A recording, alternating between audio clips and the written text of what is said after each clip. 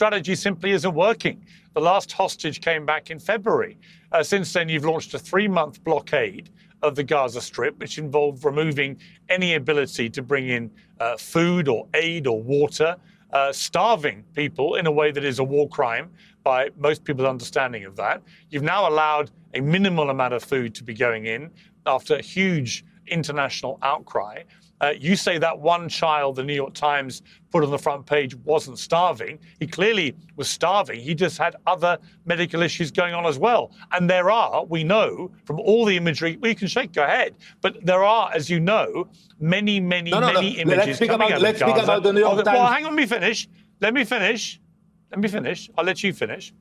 That there are many images coming out of Gaza of starving children. We're not making this up. And if you really believe it's not happening and all of this is a blood libel, then again, and I've had this conversation with you before, you should be pressurizing your prime minister to allow international media to go into Gaza to verify exactly what is happening.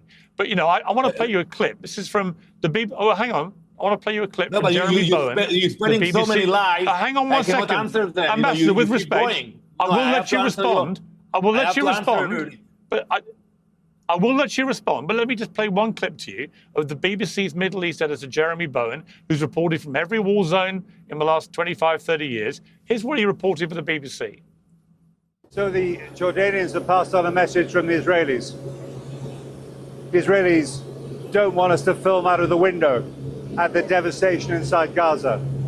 But I've spent 10 minutes looking at it with my own eyes.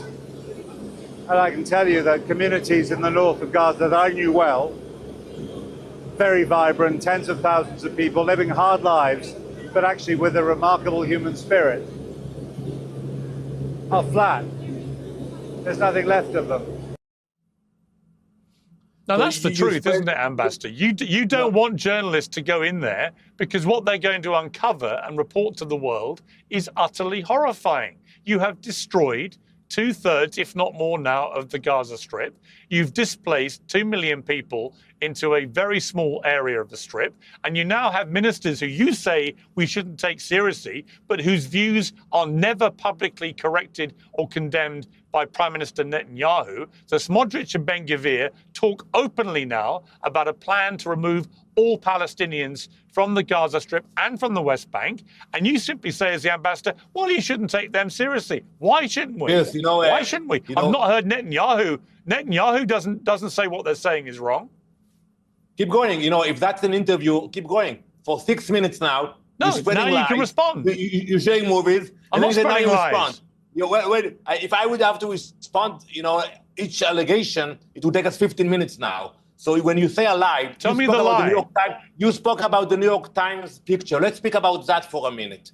That was blood libel. When you put a picture of a sick Palestinian boy who has a disease and you claim that he was starving, that was a lie. And by the way, they retracted that. But the way they retracted it was also shameful. They put it in a small page on their Twitter with 89,000 But to be clear, I said that other children were starving.